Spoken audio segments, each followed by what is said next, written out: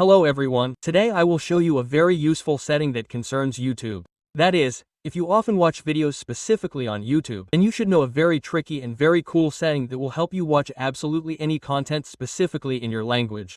That is, so that you can figure out what is in this video. That is, perhaps you want to watch some foreign video. Few people know this setting, few people use it, but I will, of course, tell you and show you, and you will be very pleased. Be sure to support the video with a like, subscribe to the channel and share with friends. So, look, go to YouTube, for example, in the application itself, and here we write absolutely anything that you like. Well, for example, let's go to this channel, choose some video. Well, for example, this one.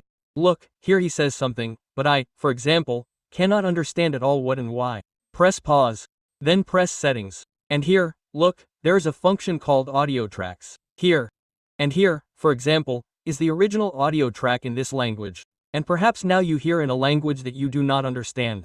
And you will have a choice in the list of languages to switch to, for example, to Germany, there, to English. The choice will be on each video, but the entire list is not always present, but at least you can double check this setting. And look, now we already hear in a completely different language, in English. In general, the setting will be very useful for many who did not know. Of course, do not forget to support the video with a like.